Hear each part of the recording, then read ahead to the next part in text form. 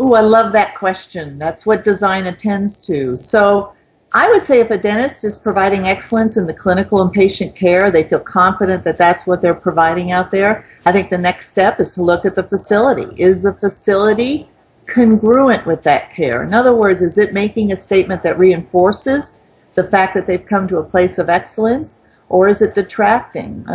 Looking at some examples of that, I think a great one is clutter. It's a very easy thing to fix, but it's often overlooked in a facility. Walk from the front door to the back door of your facility and see and look through the patient's eyes at perhaps the clutter that's there. Get things off the countertop, put things in storage, have your office look neat and tidy, and those are signals that a patient will pick up on and they perceive as a reflection of the quality of the care they're going to receive. And I think that's the key right there. Patients, unfortunately or fortunately, take their cues from what they see, and how it's beyond the clinical performance you may be providing. They actually are taking cues from what they see and what that feels like to them when they're in the facility. I think another good example is just repair and maintenance. If you've got things in disrepair or you're not maintaining the finishes very nicely, then that also is a cue to the patients that the excellence that you say you're providing, in fact, is not evidenced by the facility. So I guess in summary, the facility would be the next step. You can certainly take it beyond clutter and maintenance and move into things such as upgrading and updating the facility. And that's often where clients come to us. We assist them with upgrades when they realize and come to us and say, you know what, my dentistry is 1975 in my experience, but I don't want my dentistry to look like 1975 based on my facility. My facility, I realize, is my brand. I want it to market my dentistry. There's the new shiny doctor's office down the street, and I hear from patients, boy, that guy must really know what he's doing because it's clean, it's tidy, it's nice and shiny. And I look at my facility and I realize it doesn't reflect the quality of care that I really am as a seasoned practitioner providing. So next step, look at your facility. What is it doing to reinforce or not reinforce? And that will definitely improve your patient's comfort and confidence in the excellence that you say you're providing.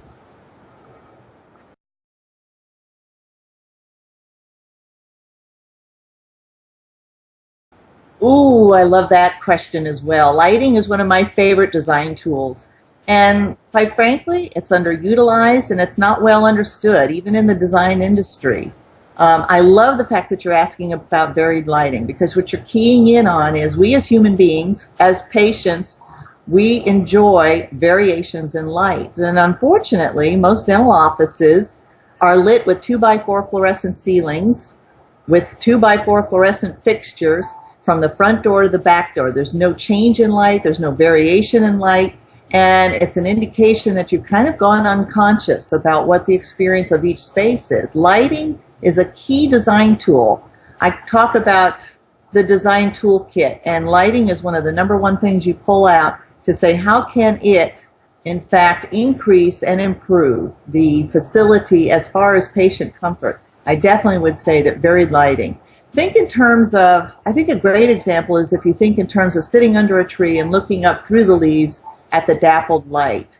Anytime you describe something like that to somebody, they would say, yes, that's restful. I would enjoy something like that. You're imagining the breeze, you're seeing the variation in light. Light is a major component of that.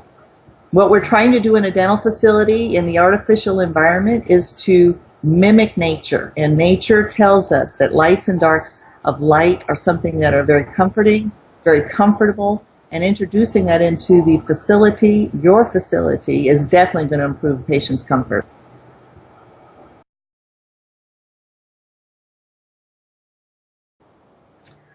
All right, well, specific recommendations, the way we would talk about it in a dental facility is you develop a lighting strategy. Sounds really weird, but a lighting strategy is about you're going to be deliberate about what's going to happen in the lighting in a facility.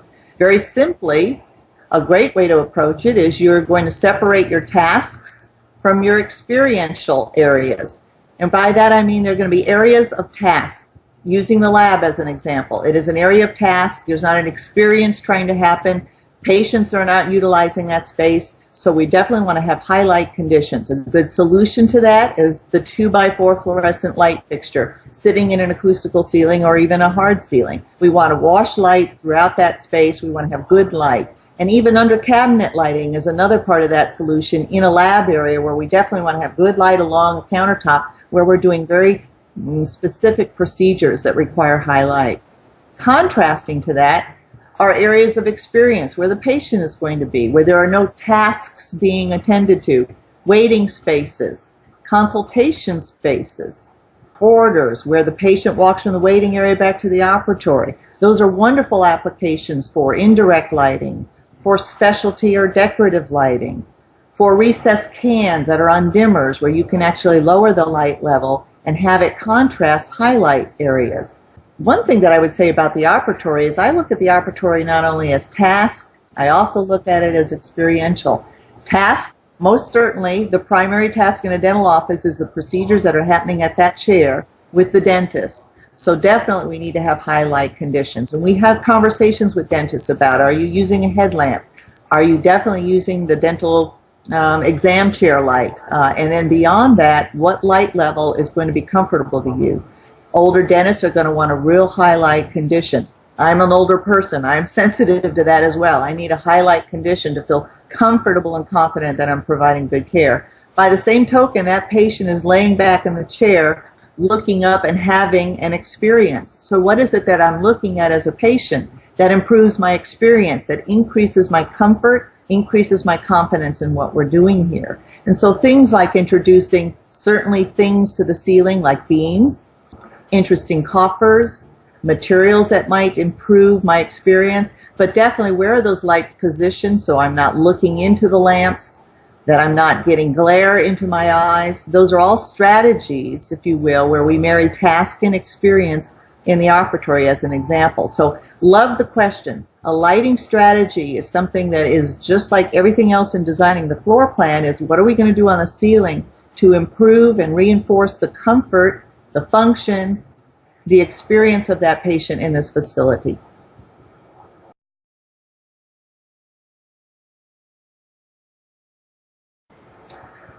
You know, sound control is probably one of the things that you don't have to coach a dentist on very often. They typically will come to us and saying, by the way, I'm concerned about sound. Talk about a pediatric dentist. They are very sensitive to the crying child and the mother out in the waiting area that may be hearing that. How do they contend or mitigate that sound? Oral surgery, we have sedated patients, and a sedated patient may cry out, unbeknownst to them, but certainly they may utter noises that don't want to be heard out in the waiting area space. And then for the GP, even just the discomfort that most patients have when they hear that high-speed handpiece. Those are all sounds associated with the dentistry, and unfortunately, they are disconcerting to the patient, or at least most patients. So sound is definitely going to be an issue in the dental facility. And if we don't mitigate it, if we don't attend to it, then it's definitely going to affect the patient's comfort. And there's some specific things that you can do. Ooh, there's some great things that you can do, and I'll outline them as such. And not all of them are utilized or inserted in the dental office, so I'm glad that you're asking this question because I think they're very, very important and often overlooked. The first thing, certainly, assuming that you're doing a new office, is any place where you have sensitivity related to patient privacy is you want to introduce sound walls. And a sound wall is very specifically a wall that goes from the floor, certainly, all the way up through to the decking. Now, a lot of dental offices, especially in lease spaces, those walls will go from the floor and stop at the ceiling. I put an acoustical tile ceiling in there, and I assume that I've got a sound mitigated room. And you really don't, because sound will travel even beyond one acoustical tile ceiling to the next operatory. So when what we're suggesting here is that you introduce sound walls that go 2 layers of sheetrock all the way up to the deck or wherever that will stop on the underside of structure, and then you insulate that wall. That wall has bad insulation in it. And in some cases, for instance, in a quiet op, a surgical op, some dentists that are highly concerned about sound will even put bad insulation on top of an acoustical tile ceiling. So that would be the first step. And I would say the second step, again, if you have the opportunity and you're remodeling or doing a new office, would be to change the ceiling heights. Something that's not well understood is you have an acoustical tile ceiling, all at 8 foot, all at 9 foot, whatever it is, and it runs at the same level throughout the space. What you have in that ceiling is a conduit for sound. There's an assumption that just because it's acoustical tile that it's helping with sound. Yes, it is, but the reality is whatever sound will hit, it will travel. And so a flat ceiling throughout a dental office, those offices very typically are loud and noisy. And the question about that is, why is that when I'm using acoustical tile? Well, here's the key. You want to change the ceiling heights. The way you do that is you can introduce beams. We talk about headers, where you drop headers down or walls down. You divide the space, soffits that you see over front desks, areas where there's layers of ceiling. While it is an aesthetic impression, in other words, you're changing the form of the space, you're making it more interesting, it's actually solving a functional issue, and that is trapping sound. So I think that's a great step to take as far as handling sound. So let's talk a little bit about the dentist who does not have the option to change the ceiling or to introduce sound walls. One thing we would say is in any space where you are trying to deal with the patient's privacy is add absorptive materials. Think in terms of your box. When I say box, I'm talking about I've got ceiling, I've got walls, I've got a floor. So on the ceiling, what can I do? You can certainly add acoustical tile. You can add second layers of acoustical tile. You can add sheetrock coffers. There are things that you can do to the ceiling, and we have done that, where you actually trap the sound within that space more effectively.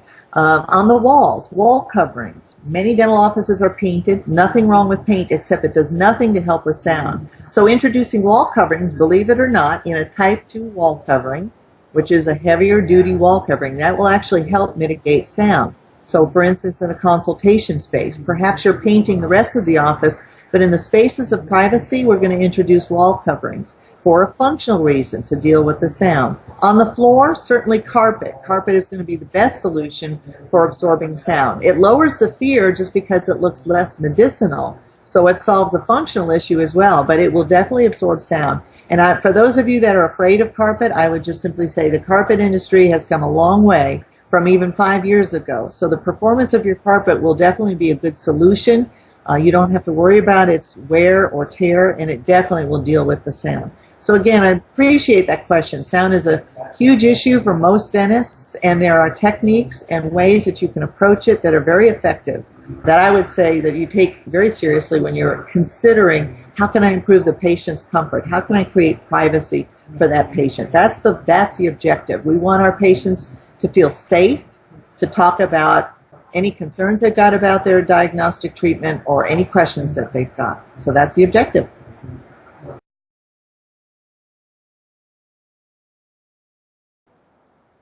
Ooh, that's a good question as well. Furniture. Sometimes it's an afterthought. There's not a lot of thought put into it. And in fact, furniture is an important accessory. It reinforces whatever is happening in the space. It's a further reflection of the level of quality, and probably more so than whatever paint color you use. The quality of that furniture is going to be a reflection of the quality of care. Again, we're talking about the patient taking cues from what I see, what I feel, what I experience in a space. Think about any office, any business that you've been to. When you walked in there, if the furniture was dated, if it was in disrepair. I actually went in an office recently where there was duct tape on the vinyl cushion, and it was shocking to me that somebody would be so asleep about the furniture and the experience we were having in the waiting area that they would have a chair with duct tape on it. Maybe it was going to be there just for that day. I don't know. But what it's telling me is that I need to be concerned about how awake they are to the service that they're going to render to me. Well, your patients are doing the same thing. So while I'm not saying or suggesting that you have to spend thousands and thousands of unreasonable dollars in furniture, you should be conscious of it. Some of the pointers I might offer to you, for instance, in a waiting space. In a waiting space, I would say vary the furniture. We're very used to, in a residential setting, having a love seat and a couple of chairs. Change the seating. The approach where you have 18 chairs that are all alike and all the same color are going to remind us of a clinic. They're going to remind us of experiences that are scary. So if you want to lower the patient's fear, you want to improve the patient comfort, you want to start emulating, if you will, even though this is a contract commercial environment, you want to emulate those things that make us comfortable. And those things that make us comfortable are living room settings. So introduce that. Other things to think about with furniture are the various sizes that your patients are going to come in. There should always be seating available for someone who may have difficulty getting in and out of seating, for someone who might be very large and needs to negotiate or will have difficulty negotiating smaller scaled seating. So those are things that you can do for your patients, again, thinking in terms of their comfort and improving their confidence in you. Another thing I would just add is we love wood.